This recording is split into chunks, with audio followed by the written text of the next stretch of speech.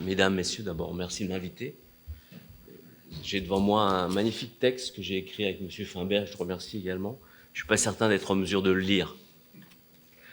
Je n'ai pas vraiment l'habitude et c'est la première fois que je viens ici.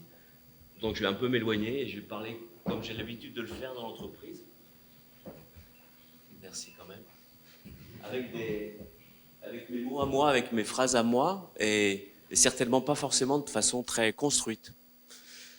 Moi, je vis dans l'instant. Je crois beaucoup à l'instant en fait. Euh, on est dans une société dans laquelle on magnifie beaucoup le passé, dans laquelle on se projette beaucoup dans le futur, en rupture ou simplement en progression de ce qu'on a connu dans notre expérience dans le passé. Moi, je crois finalement que le seul endroit où on soit vraiment acteur, où on soit le plus acteur, c'est dans l'instant. Je choisis ce que je fais tout de suite maintenant. Je peux partir, je peux rester avec vous. J'espère que vous me poserez quelques questions. En tout cas, je suis venu dans un échange. C'est ça qui est important. Et ça, je l'ai trouvé à travers une démarche il y a quelques années qui s'appelle la mindfulness.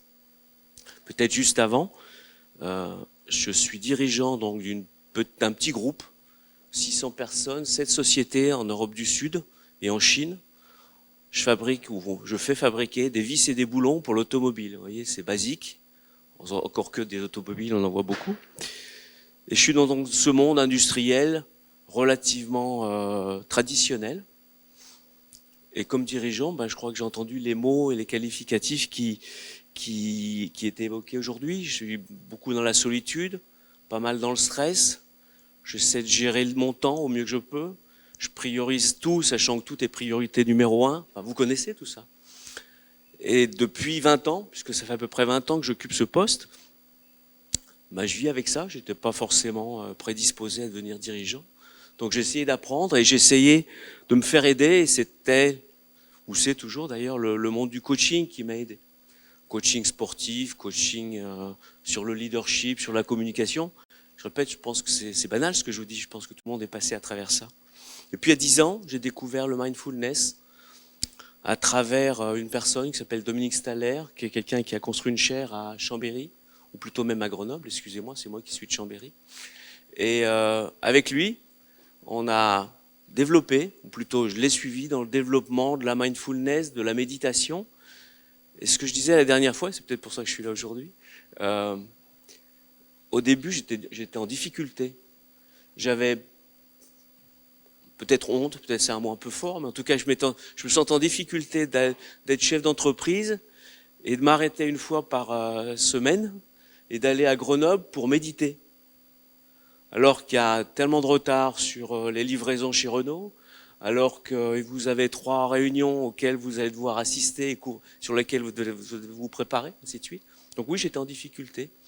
Mais pour autant, j'ai fait ça pendant 1 an ou 2, et puis ça m'a apporté peut-être suffisamment d'intérêt, de certitude, ou en tout cas de bien-être, que finalement je suis décidé de le mettre dans l'entreprise, et je l'ai intégré dans l'entreprise depuis maintenant 4 ans, 5 ans, chez Boloff, à Chambéry.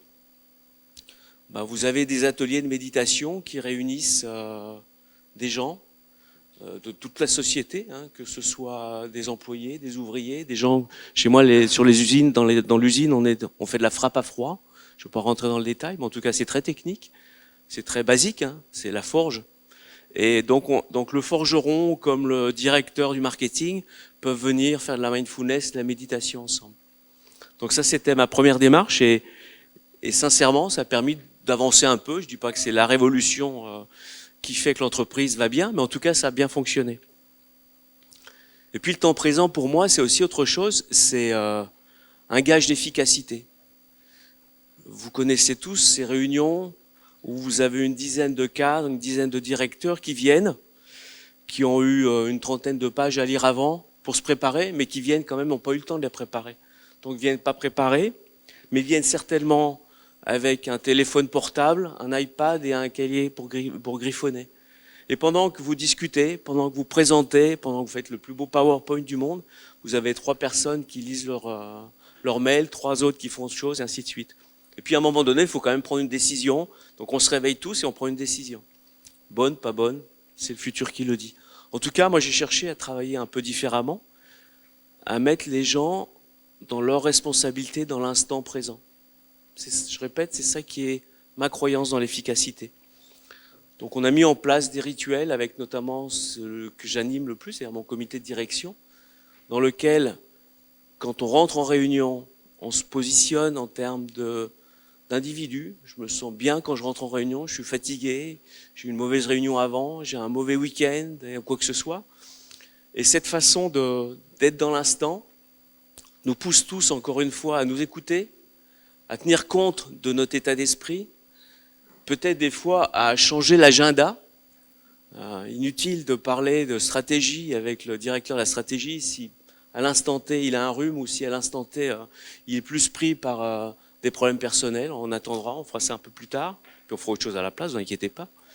Mais en tout cas, c'est cette logique-là, je répète, qui est basée sur la méditation, sur l'instant, sur le travail du moment, qui pour moi est un élément qui a changé ma façon de gérer mon entreprise, qui a changé ma relation avec les gens, avec mes équipes, et qui fait qu'aujourd'hui, prendre une décision, c'est quelque chose qu'on fait de façon collective, consciente. On se plante pour autant, ne vous inquiétez pas, c'est pas une science absolue. Mais en tout cas, c'est ce qui avance et ce qui nous fait avancer ensemble.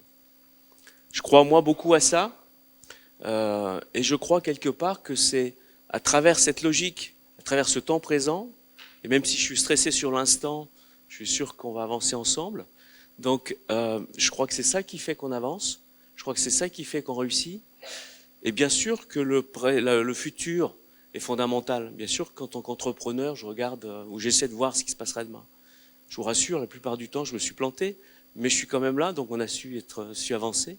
Et on a su avancer pourquoi? Parce qu'on a mis en place un temps présent qui, de présent en présent, se construit notre futur.